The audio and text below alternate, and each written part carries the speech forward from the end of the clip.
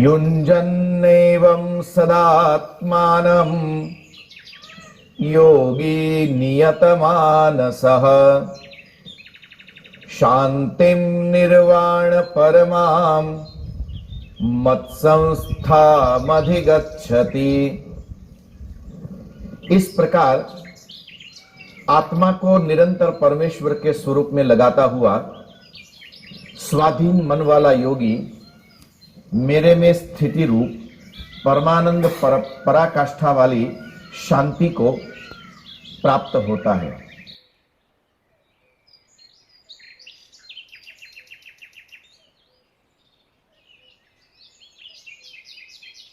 तो सज्जनों,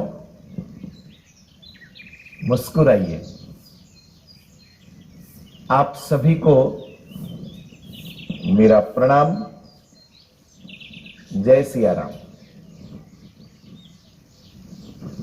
कन्या गुरुकुल के लाभार्थ मानवता मिशन द्वारा आयोजित इस आत्म संयम चिंतन सत्र में आपका स्वागत है।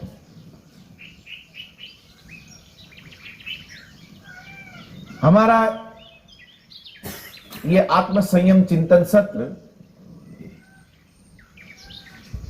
हमारी ये स्व के विषय में चिंतन करने की, जागृत होने की ये यात्रा व्यवहार के भीतर व्यवहारों के द्वारा द्वैत को, वासनाओं को, क्रोधादिक को भली भांति समझते हुए, जानते हुए उसके निवारण हेतु स्व के विवेक को जगाने से आरंभ किया था। जब व्यक्ति का स्व विवेक जागृत हो जाता है तो यह स्व विवेक पराधीनता को समाप्त कर देता है। हमारे अस्तित्व की बहुत सारी समस्याओं का कारण फक्त और फक्त मन के भीतर रखी हुई वो सब पराधीन हमारी प्रवृत्तियां हैं, जो हमारी पराधीनता समस्याओं से हमें बाहर निकालने के लिए एक और रास्ता दिखाती है तो दूसरी ओर हमारे लिए नई समस्याओं का गड्ढा खोदकर तैयार करती है। हम एक गड्ढे से बाहर निकलते हैं और ये हमारे बाहर निकलने की प्रवृत्ति हमें दूसरे गड्ढे की ओर आगे बढ़ा देती है। इतने सारे पुरुषार्थ किए गए हमारे द्वारा कि एक बार उस शाश्वत शांति का अनुभव कर लूं। बहुत बार तो लोगों ने यह भी सोचा होगा कि बस एक बार उस शाश्वत शांति का अनुभव कर लूं, फिर भले ही दोबारा मुझे वो शांति का अनुभव कभी न मिले। देखें तो सही जरा कि वो शाश्वत शांति से, उस अनुभव में हमें मिलता क्या है। भगवान श्री कृष्ण हमारे साथ एक ऐसे मास्टर के रूप में सामने आते हैं कि जो केवल हमें उपदेश नहीं देते, क्योंकि शायद भगवान श्री कृष्ण को भी पता होगा कि भविष्य में ऐसे कोरा उपदेश देने वाले लोगों की कोई कमी नहीं रहेगी। आएंगे, अपने ज्ञान के अभिमान को लेकर आएंगे, जो भी मिल जाएगा उसके ऊपर वो अपने ज्ञान के अभिमान की गठरी का बोझ लगा देंगे। मजेदार बात तो यह है कि उस सत्संग में बैठने वाला व्यक्ति भी उसी ज्ञान के बोझ को उठाकर अपने घर लेकर चला जाता है। घर जाकर पता चलता है कि यह ज्ञान मेरे किसी काम का नहीं था, क्योंकि यदि ये सारे ज्ञान हमारे लिए काम का होता तो शायद आज संसार का हर कोई व्यक्ति शाश्वत शांति को उपलब्ध हो चुका होता। और यदि संसार का प्रत्येक व्यक्ति शाश्वत शांति को उपलब्ध हो चुका होता तो शायद आज भगवत गीता का ये 6ठा अध्याय, ये आत्म संयम की चिंतना, ये हमारे लिए अनुपयुक्त हो जाती। ये किसी काम की ये बातें न रह पाती, क्योंकि जहां पर पहुंच चुके हैं उस विषय में फिर चर्चा करने का कोई उपाय नहीं बचता है। हम नहीं पहुंचे हैं, अभी भी उस शाश्वत शांति को न उपलब्ध हो पाने की जो मन की कसक है, ये कसक हमें बार बार उन सारे विधि विधानों को करने के लिए उत्सुक कर देती है कि ऐसा करें ताकि ये हो जाए। तन में मनः शिव संकल्प मस्तु, जब वेद की इस ऋचा का हम श्रवण करते हैं तो मन उस वेद की ऋचाओं को समझने का प्रयत्न बहुत कम करता है, किंतु उसके अंदर शिव का नाम आया है और श्रावण मास जैसा पवित्र मास जा रहा हो तो व्यक्ति कोशिश करता है कि एकाद दूधनी टोयली लई અને આપણે તે शिव मंदिर જઈ आइए। हमने सारा सब कुछ पदार्थों के साथ बांधने के लिए हम विवश होते चले जा रहे हैं, क्योंकि यथार्थ रूप से, व्यावहारिक रूप से इन तथ्यों को जो हमें समझना चाहिए था, शायद अभी तक किसी ने उसे समझाने का प्रयत्न नहीं किया, अथवा हो सकता है कि करने वालों ने तो बहुत प्रयत्न किया हो किंतु हमने वहां पर कभी अपना ध्यान दिया नहीं। लेने वाला यदि ठीक से उन शाश्वत बातों पर ही ध्यान न दे, अपना विवेक ही न लगाए, तो अविवेक के द्वारा यदि कोई धर्म का उपाय भी किया गया हो तो वो धर्म का उपाय कम बनता है किंतु अधर्म का उपाय ज्यादा बन जाता है। ये शांति की विधा बहुत कम रहती है किंतु इसी के द्वारा मन के अंदर असंख्य उपद्रव पैदा हो जाते हैं। फिर उन्हीं उपद्रवों की शांति के लिए फिर से एक और नए उपायों की ओर भागना पड़ता है और फिर उन उपायों के माध्यम से न जाने और कितने उपद्रवों को हम अपने घर बुला लाते हैं। ये सारे उपद्रवों का कारण है कि हमारे भीतर का जो विवेक है उसी को हमने सुला के रखा है। अब चाहे सदगुरु हमारे भीतर आकर भी बोले तो भी हमारे कान बहरे हो चुके हैं।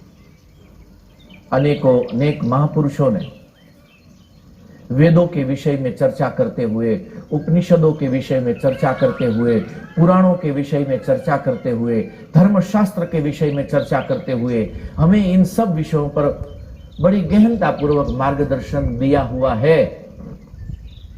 आज जब मैं उन किताबों को पढ़ता हूं और जब उसमें पाता हूं तो ऐसा लगता है कि इतने दिन क्यों बीत गए, मैं आज तक कहां था कि अभी तक मैंने इस किताब को नहीं पढ़ा था। सद्विद्या यदि का चिंता, ये मत समझिए कि सद्विद्या की अब इस दुनिया में बहुत कमी हो गई है, नहीं, अपितु प्रतिक्षण प्रतिपल सद्विद्या अपने आप में अभिवृद्धित होती चली जा रही है। भगवान श्री कृष्ण कहते हैं कि योगी नियत मानसः,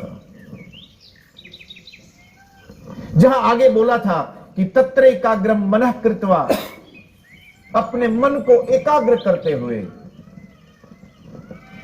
यहां पर आकर भगवान श्री कृष्ण हमें बताते हैं योगी नियत मानसः। तो भगवान श्री कृष्ण इस समय एक सद्गुरु के रूप में बड़े मनोवैज्ञानिक ढंग से आत्म संयम की इस यात्रा में हमारे साथ है। आत्म संयम के विषय में बहुत चिंतन हुआ है। उनमें से कुछ एक बातें तो अद्भुत है कह सकते हैं। कुछ एक चिंतकों ने तो आत्म संयम के विषय में चिंतन देते हुए हम ये कह सकते हैं कि आत्म संयम की एक सीमा को उन्होंने छू लिया है। किंतु बहुत बार ऐसा भी हुआ है कि बहुत कुछ चिंतकों ने अपनी उस भूमिका को ध्यान में रखकर आत्म संयम के विषय में चर्चा की है। हर व्यक्ति की एक अपनी भूमिका होती है। हम जिन सत्संग में जाकर बैठते हैं, या तो हम आत्म संयम के विषय में जिन लोगों ने अपने विचार स्थापित किए हैं, जिनका चिंतन हुआ है, उन चिंतन को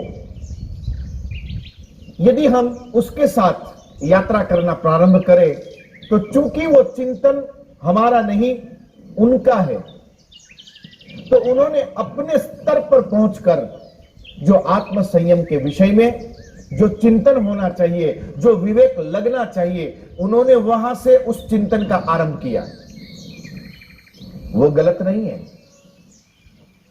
कल यही काम आप भी करोगे, क्योंकि एक बार भीतर एक गहरा अनुभव स्थापित हो जाए, उसके बाद उस अनुभव के लेवल से नीचे उतरना बहुत कठिन होता है। ये कोई श्री कृष्ण परमात्मा जैसा गुरु के रूप में अवतरित हुआ कोई परमात्मा ही हमारे लिए कर सकता है। भगवान श्री कृष्ण की यह आत्म संयम की पूरी यात्रा उन्होंने अपने स्तर से नहीं कही। यदि उन्होंने अपने स्तर से कही होती ना,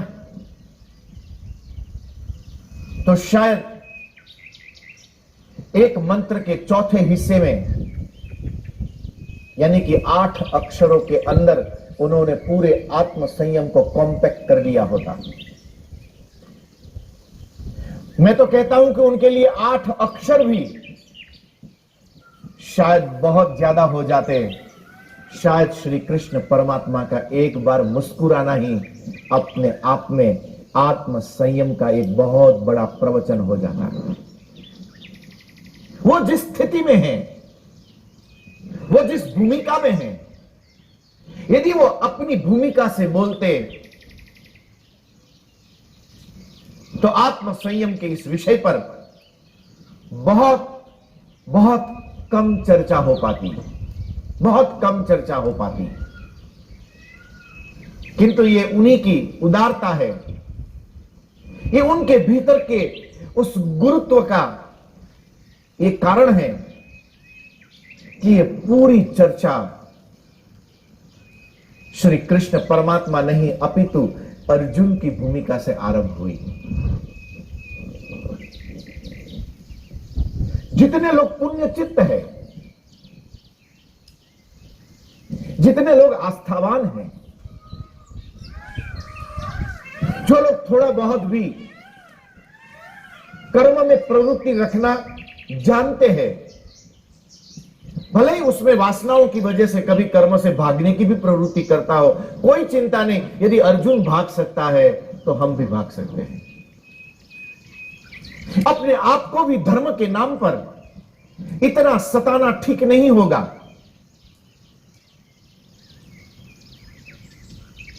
जिसे भगवान श्री कृष्ण मिले हो, जिनके लिए श्रीमद् भागवत में धर्मराज युधिष्ठिर के पास आकर आंखों में अश्रुधारा लिया, अर्जुन यदि यह कह सकता हो कि सखेति मत्वा प्रसभम यदुक्तम, जिसे मैंने अपना मित्र माना, जिसे मैं अपना दोस्त समझता था, हे कृष्ण, हे यादव, हे केशव, मेरे रथ को अब आगे ले चलो, मेरे रथ को घुमाकर यहां वापस ले आओ, मेरे रथ को दोनों सेनाओं के बीच में लाओ, मेरे रथ को जल्दी भगाओ, मेरे रथ को थोड़ा रोको। इस प्रकार रथ में बैठकर जो मैं आदेश दिया करता था, जिस श्री कृष्ण को मैं मेरा मित्र मानता था, अर्जुन की आंखों से तब आंसू आए कि अब अंतःकरण पूर्वक अर्जुन महसूस कर पा रहा था कि वो तो उनकी उदारता थी कि फिर भी उन्होंने कभी अपनी मित्रता के लिए इनकार न किया। कितना बड़ा बड़प्पन कि जो अपने भीतर बैठकर आपके अस्तित्व का संचालन करता हो, वही यदि आपके सामने हो और उस सामने खड़े अपनी अंतरात्मा के भीतर आपके अपने संचालक को आप ये कह दो कि दोस्त चलो एक कप चाय पीते हैं, और यदि आपका संचालक आपकी हर क्रिया प्रतिक्रियाओं का मालिक, आपके हर विचार, आपके हर संकल्प, आपके अस्तित्व के हर एक अंश का मालिक, जो पंच महाभूत में आपके सामने खड़ा हो, और यदि आप उसको एक कप चाय के लिए बुलाओ और उसके बावजूद यदि वो मुस्कुरा सके, तो ये उसका मुस्कुराना उसकी बहुत बड़ी उदारता है। पर ये एक कप चाय के लिए उसको आमंत्रित करना, जिसकी बनाई हुई चाय का आप सेवन करते हैं, ये चाय कैसे बनाई जाए इसकी विधा भी जो आपको सिखा रहा है, यदि वो नहीं है तो ये सारी विधा स्वतः समाप्त हो जाएगी। फिर उन किसी भी विधाओं से आपका कोई ताल्लुकात न रह पाएगा। जिस शरीर के अहंकार में, जिस मैं के अहंकार में व्यक्ति 2 सेकंड में बिगड़ के ये जवाब दे सकता है कि आपने हिम्मत कैसे की कि आपने मुझे टच किया, ऐसी कैसे हिम्मत हो पाई आपकी, इस प्रकार की बातें करने वाला व्यक्ति जब उसके भीतर का मैं चला जाता है, तो कौन उसको उठा रहा है, कौन उसको नहला रहा है, कौन उसको कपड़े बदल रहा है, कौन उसको चिता तक की यात्रा करवाता है, वहां पर उसका कोई कंट्रोल नहीं बचता है। ये विधाएं शरीर की नहीं है, ये विधाएं शरीर के भीतर जो मैं बैठा है, ये विधाएं उस मैं की है। और उस मैं की विधा को और ज्यादा शाश्वत, और ज्यादा व्यापक, और ज्यादा पावन, और ज्यादा पवित्र बनाने के लिए भगवान श्री कृष्ण की ये आत्म संयम की यात्रा है। बहुत सारी यात्राओं में इस विषय पर बहुत ज्यादा चिंतन हुआ है, और उन चिंतनों के दृष्टिकोण से देखा जाए तो सबसे यथार्थ, सबसे सार्थक यदि कोई चिंतन हुआ है तो श्रीमद् भगवद गीता का भगवान श्री कृष्ण और अर्जुन के बीच में हुआ है। क्योंकि यहां पर भगवान श्री कृष्ण अपनी भूमिका को छोड़कर अर्जुन की भूमिका में आकर आत्म संयम की चर्चा करते हैं। जो स्वयं अहंकार से परे है,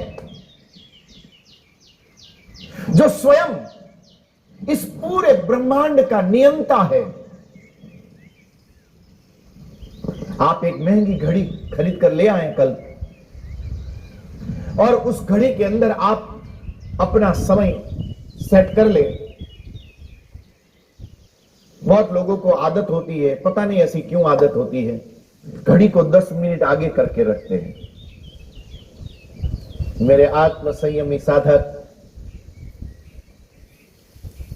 जिसका अपने मन पर इतना भी कंट्रोल नहीं है, जो अपनी खुद की घड़ी से खुद को बेवकूफ बनाने की विधाएं ढूंढते हो, मजेदार बात है कि वो लोग भी आत्म संयम का चिंतन करते होंगे। यदि आप अपनी घड़ी को 10 मिनट आगे करो, लोग बोलते हैं हम इसलिए इस घड़ी को 10 मिनट आगे रखते हैं ताकि 10 मिनट पहले हम तैयार हो सके। आपकी घड़ी, आपको पता है कि ये 10 मिनट आगे है, उस घड़ी को देखकर यदि आप कहो कि भैया लेट हो रहे, जल्दी करो, तो वो व्यक्ति मुस्कुराता हुआ कहता है चिंता मत करो, मेरी घड़ी है, 10 मिनट आगे है। आपकी घड़ी को यदि आप जैसा सेट करो, उस तरीके से वो समय बताना शुरू कर देती है। फिर यदि कोई व्यक्ति कहे कि आप जल्दी करो कि, तो आप मुस्कुरा देते हो, कह देते हो आगे है, चिंता मत करो, अभी 2 मिनट और है, फिर चले चलते हैं। एक घड़ी को सेट करने वाला व्यक्ति भी देर न हो जाए, ये तदर्थ यदि इतना निश्चिंत रह सकता हो, तो जिसने पूरे ब्रह्मांड को बनाया हो, ऐसा ब्रह्मांड का नियंता, उसके लिए ब्रह्मांड की कोई भी विधा, ब्रह्मांड का कोई भी पदार्थ, ब्रह्मांड में होने वाली प्रत्येक घटनाएं, ब्रह्मांड के भीतर घटने वाली प्रत्येक वासनाएं, ये सारी सब कुछ उसी के भीतर से पैदा होती है, उसी के अंदर चलती है और उसी के भीतर विलीन हो जाती है। जो केवल ऊपर बैठकर इन सारे चित्रों को दौड़ता हुआ देखता है और उसको देखता हुआ जो आनंद लेता है, जो स्वयं ये द्वंद्व बला होती क्या है, उस बला से जो परे खड़ा हो। एक मजेदार बात है कि भगवान श्री कृष्ण अपने आत्म संयम की चर्चा उसी द्वंद्व को मिटाने के लिए शुरू करते हैं। एक बड़े वैज्ञानिक ढंग से इस यात्रा का आरंभ किया गया। द्वंद्वेर विमुक्ताः, द्वंद्व से परे, एक उस पार जाकर जब आप अपने अस्तित्व को देखेंगे,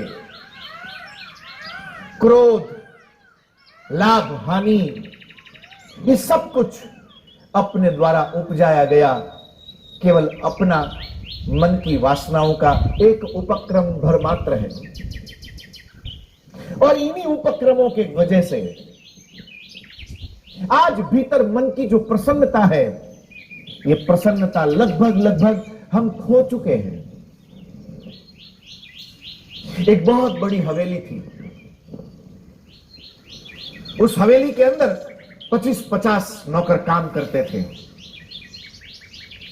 उसमें से एक नौकर जिसका रोज का काम था कि उस सेठ का जो कमरा था, कक्ष था, उसके आगे गलियारा था, उस गलियारे से होते हुए नीचे आते थे और फिर आगे बैठक कक्ष में वो लोगों से मिला करते थे। ये उस गलियारे के दोनों किनारे पर छोटे छोटे पेड़ पौधों के गमले रखे हुए थे। वहां की साज सज्जा, वहां की साफ सफाई, उसका ध्यान रखना, समय पर वहां के पर्दे हटाना, समय पर वहां के पर्दे बंद करना, ये सब उसकी जिम्मेवारी थी। एक मजेदार बात थी कि जब से वो नौकर काम पे लगा, कुछ 200-250 रुपया उसकी मेहनताना उसको दिया जाता था। महीने 200-250 रुपये कमाने वाला व्यक्ति, अल्पता में जीने वाला व्यक्ति, यदि कल नौकरी छूट जाए तो कल रोटी मिलेगी कि नहीं मिलेगी, उसकी भी जिसके पास कोई गारंटी नहीं है। ऐसा व्यक्ति पर सेठ ने देखा कि जब भी वो अपने कक्ष से बाहर आते हैं, वो जहां भी कभी किसी गमले में छोटे पौधे को साफ कर रहा होता है, कभी किसी गमले में पानी डालता होता है, कभी फर्श पर पोछा लगाता है, कभी पर्दा ठीक करता है, वो जो कुछ भी कर रहा होता है उसके अंदर वो करता करता कोई गीत, कोई संगीत वो गुनगुनाता रहता था, गाता रहता था। जब भी सेठ वहां से निकलते थे, मालिक जब वहां से निकलता था, जब उसको काम करते करते उसको गुनगुनाते देखता था, उसको देखकर वो मालिक राजी हो जाता था कि कितना मस्त राम आदमी है, कितना मस्ती से जीता है। किंतु उस मालिक के पास बहुत सारी जिम्मेवारियां थी, उसके पास बहुत सारे तनाव थे। सच बताऊं तो शायद वो तनाव खुद ही ढूंढ ढूंढ कर लाया करते थे ताकि तनाव में जिया जाए। बहुत लोगों को आदत होती है, यदि तनाव न मिले तो खुद उब जाते हैं ताकि उस तनाव में जीने का जो आनंद है, उस आनंद में उनको रहने की आदत पड़ गई है। तो बहुत ज्यादा तनाव में थे और वो मालिक जब बाहर निकला, इसका तो वही अपना निजानंद था, मस्त राम आदमी, वही गुनगुनाता रहता था। आज सेठ को उस मालिक को अच्छा न लगा, मुनीम को बुलाया कि बोले बात क्या है, इसको महीने भर की पगार क्या देते हो आप? क्या इसको 1000-2000 रुपये देकर रखा है? बोले नहीं मालिक, जैसे सबको 250 रुपये मिलता है, इसको भी 250 रुपये दिए जा रहे हैं, कम है, आप बोलो तो बढ़ा दे। बोले नहीं, मुझे समझ नहीं आती है कि अरबों खरबों का मैं मालिक, मेरे कमरे के अंदर मैं टेप रिकॉर्डर के ऊपर म्यूजिक लगाता हूं और उस म्यूजिक को सुनकर उस म्यूजिक का आनंद लेना चाहता हूं, उसके बावजूद भी मुझे उस म्यूजिक में आनंद नहीं आता है। और ये कल रोटी मिलेगी कि नहीं मिलेगी, उसकी भी जिसके पास कोई गारंटी नहीं है। ऐसा ही आदमी इतना मस्तराम कैसे हो सकता है? मुनीम बात को समझ गया, मुनीम था, समझ गया बात को, और तुरंत मुनीम ने कहा कि मालिक, यदि आप बुरा न मानो तो मैं इसका जो सुख चैन है कल उड़ा सकता हूं। बोले जादू है? बोले नहीं, केवल आपको इसके लिए 1000 रुपये देने पड़ेंगे अलग से। बोले 2000 ले लो, मैं देखना चाहता हूं कि मामला क्या है। बोले 1000 से ही काम हो जाएगा। 1000 रुपया मालिक ने दे दिया मुनीम को। कुछ समय बाद उस मुनीम ने अपनी ऑफिस में उस नौकर को बुलाया और कहा कि देख, आज मालिक तेरे पर बहुत राजी है, तेरे काम से बहुत राजी है। और मालिक ने मुझे एक थैली थी उसमें, जिसमें 1000 सिक्के मालिक ने दिए थे। बोले ये 1000 सिक्के मालिक ने तुझे भेंट दी है राजी होकर। 250 रुपये महीने कमाने वाले व्यक्ति को अचानक बिना सोचे 1000 सिक्के मिल जाए, वो तो नाचने लगा, खुश हो गया। मन में सपने बुनने लगा, आज घर जाऊंगा, मेरी पत्नी को कहूंगा कि देख मेरे पास 1000 सिक्के हैं, मेरी पत्नी को मैं साड़ी लाकर दूंगा, मेरी पत्नी को नेकलेस लाकर दूंगा, मेरी पत्नी राजी हो जाएगी, हम ये कर लेंगे, हम वो करेंगे, बच्चों को लेकर कहीं घूमने जाऊंगा, वहां पर आइसक्रीम खाएंगे, वहां ये करेंगे वो करेंगे। कोविड-19 के बाद ये सब उन्होंने किया। मन में सोचा, घर गया, जल्दी जल्दी आज घर पहुंचा। घर जाकर उसने अपनी पत्नी के हाथ में वो थैली रखते हुए कहा कि देख, आज मेरा मालिक मुझ पर राजी हो गया और उसने मुझे ये भेंट दी है, 1000 सिक्के हैं, गिन ले। उसकी पत्नी खुश हो गई, थैली खोली, दोनों बैठे गिनने लगे। बड़ी उससे गिन रहे थे, 1000 सिक्के की बात थी, बड़ी उससे गिन रहे थे। सिक्के गिने तो पता चला कि 900 सिक्के निकले। अब चिंता बैठ गई। पत्नी ने कहा कि मैंने तो सोचा था कि हीरो का हार लूंगी, मैंने तो सोचा था कि घूमने के लिए पेरिस जाएंगे, मैंने तो सोचा था कि ये करेंगे, मैंने तो सोचा था वो करेंगे, इसमें तो 100 कॉइन कम है।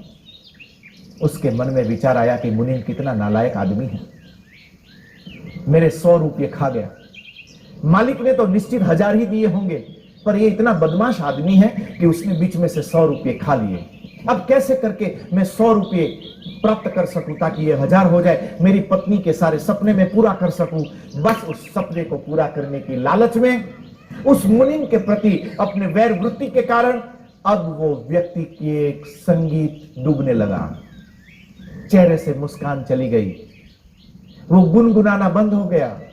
दिमाग में सतत वो चिंताएं बैठ गई और उन चिंताओं को लेकर वो चलने लगा। तो भगवान श्री कृष्ण इन द्वंद्वों से परे होकर एक यात्रा करते करते हमें ध्यान योग तक की यात्रा आत्म संयम के लिए हमारे साथ चलते चले गए। यही ध्यान योग हमारे लिए आत्म संयम का एक ऐसा ठहराव बन सकता है कि जहां पर ठहरकर हम अपने निजी अस्तित्व को पहचान सके। प्यार से मुस्कुराते रहिएगा, अपने जीवन संगीत को गाते रहिएगा, जैसे ये पक्षी गाते हैं, जैसे ये प्रकृति गाती है, जैसे ये सुंदरता गाती है, ठीक उसी प्रकार अपने जीवन के संगीत को आरंभ करने का ये पावन पर्व है, ये पावन अवसर है। और ये आत्म संयम की ये विधा हमारे जीवन के इस संगीत की धार को फूटने में हमारे लिए सहयोगी बनेगी, ऐसी मुझे पूरा विश्वास है। इन्हीं शब्दों के साथ आज बस इतना ही। सत्संग के किसी और मंदिर में पुनः आपसे मिलने की आशा के साथ आप सभी को मेरा प्रणाम। जय सिया राम। मानवता के साथ रहिएगा, मुस्कुराते रहिएगा।